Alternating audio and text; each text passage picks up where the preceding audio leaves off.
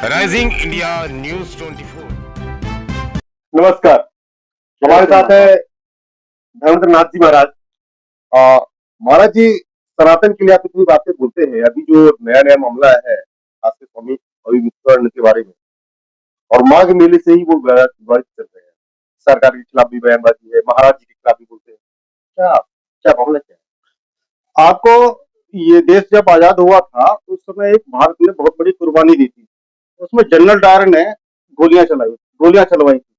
आपको पता होगा वो गोलियां चलाने वाले कोई बाहर के नहीं थे, अंग्रेज नहीं थे, और सब भारत के ही थे, और निहत्थे लोग मारे गए। अभी जो ये मामला जो चल रहा है, सनातन को बांटने का जो काम चल रहा है, और योगी आदित्यनाथ जी को ये कहा जाता है वो हिंदू नहीं है। पहले तो मैं उनको ये बता दूं, कहा योगी आदित्यनाथ हिंदू ही नहीं है, वो हिंदू से और सनातन से ऊपर है, सनातनी है मगर उनसे भी ऊपर वाला दर्जा है, क्योंकि वो नाथ है।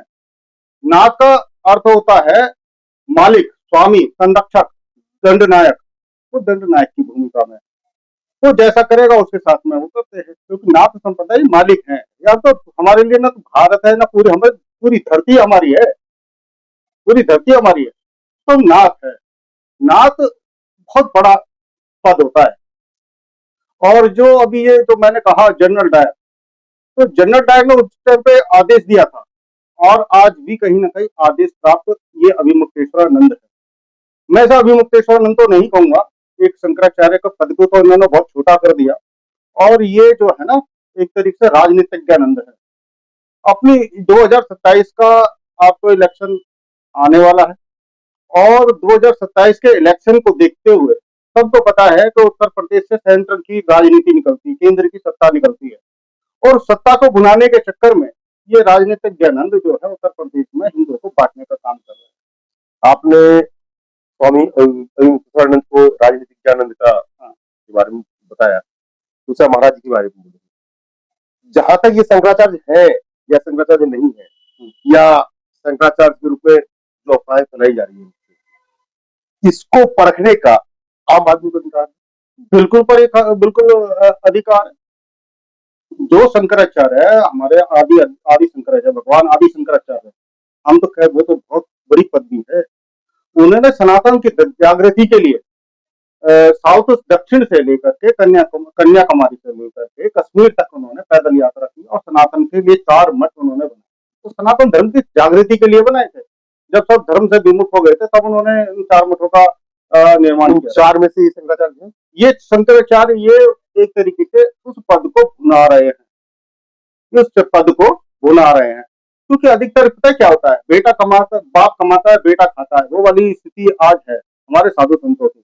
जो हमारे पूर्वजों ने, हमारे ज्ञानी महात्मा साधु संतों ने जो करके दिया, ये उस पद को बैठ के खा रहे हैं, धूमिल कर रहे हैं। हाँ, उसको धूमिल कर रहे हैं। ये कहते हैं मैं गौ माता की रक्षा की बात कर रहा हूँ।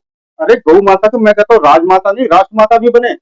राष्ट्रमाता तब बन सकती है तुम अगर ओजस्वी तेजस्वी अगर तुम्हारी वाणी होती, और तुम सारे जितने भी हमारे क्या नाम अखाड़े हैं, उसमें अखाड़ों को, उनके साधुओं को आह्वान करते। 2 करोड़ साधु हैं भारत के अंदर, 2 करोड़ साधु हैं। मैं कहता हूँ 50 लाख साधु भी अगर दिल्ली पे जंतर मंतर में 50 लाख, मैं कहता हूँ 10 लाख भी अगर इकट्ठे इन्होंने आह्वान किया होता और इनके कहने पर अगर आगे होते, इनकी ओजस्वी तेजस्वी वाणी होती, इन्हें संगठित करने की ताकत होती, तो ये रात माता बन जाती गौ माता। ये तो गौ माता के नाम पर रोटियां कमा रहे हैं। गौ माता के नाम पे लोग कहते हैं कि हम ये करते हैं वो करते हैं, लेकिन गौ हत्या आज भी आपको पता होगा ट्रेड डील जो हुई है अमेरिका के साथ भारत में, कितना गंभीर मामला है। गौमांस का व्यापार दिन प्रतिदिन और बढ़ता ही जा रहा है, और भी एक्सपोर्ट बढ़ता ही जा रहा है। इसराइल से भी एक नया सौदा हो गया है गौमांस के बारे में। ये उसका कहीं लिखित प्रमाण है इसका कहीं पर? ये आपको डाटा मिल जाएगा, ये डाटा ऑनलाइन मिल जाएगा। ऑथेंटिक डाटा है, या फिर किसी ऐसी संस्था का या सरकारी कोई डाटा है जो क्या नाम है इसमें लिखा हुआ है कि हमने इतना बीफ एक्सपोर्ट करेंगे। बीफ इतना एक्सपोर्ट होता है हर साल, कितने का है वो बिल्कुल डाटा पड़ा हुआ नहीं। डाटा सरकारी डाटा है, डाटा सरकारी गैर सरकारी जो ट्रांसफर यहाँ से हुआ वो अवैध कैसे चला जाएगा? अवैध नहीं जाएगा, मैं उस बात को नहीं कह रहा, वो है। अब सरकार ये लिख के नहीं दे सकती है कि गौ मांस मैं इतना भेजूंगा इस साल, इतना, ये नहीं हो सकती है। लेकिन यहाँ से जो भी व्यापार जो भी होता है, चाहे विदेश से यहाँ है या यहाँ से, वो छुपा करके नहीं ला सकते। बिल्कुल। अगर सरकार इसमें अगर कर रही है तो फिर तो ये सनातन धर्म को डूब के मर जाने वाली बात है और सनातन धर्मियों को इसमें इसके ऊपर कार्य करना चाहिए। और मैं कहता हूँ जैसा अभी मैंने जो बात कही कि हमारे जो शहर में 2 करोड़ साधु संत हैं, 2 करोड़ साधु संत, अगर वो जंतर मंतर पर अगर खड़े हो जाए 2 दिन में राष्ट्र माता बनेगी। गौ माता का एक भी गौ माता का वध नहीं हो सकता, मैं गारंटी देता हूँ। मगर क्या है कि हम लोगों के अंदर ना संगठनात्मक शक्ति नहीं है।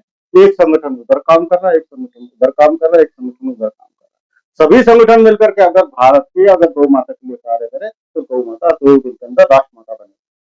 स्वामी अविमुक्त के बारे में क्या कहना चाहिए आप? बस मैंने क्या कहा, ऐसे व्यक्ति को ये चाहे अभिमुक्तेश्वरानंद हो चाहे वो जो जिसने आरोप लगाए, ये साधु की कैटेगरी में नहीं है। ये साधु शंकराचार्य तो बहुत बड़ा पद है, ये साधु की कैटेगरी में ये राजनीति सरकार आखिर करे क्या? सरकार क्या करे? सरकार क्या करे? सरकार क्या सकती है? तो जनता को करना पड़ेगा ना। सरकार क्या करेगी? जो सरकार को भी जनता ही बनाती है, जनता ही उन पर निर्णय करेगी। बहुत बहुत धन्यवाद आपका। जय श्री राम। देश और दुनिया का सबसे तेजी से उभरता हुआ news channel rising India news 24 channel को सब्सक्राइब करें, लाइक करें और वीडियो को शेयर करें।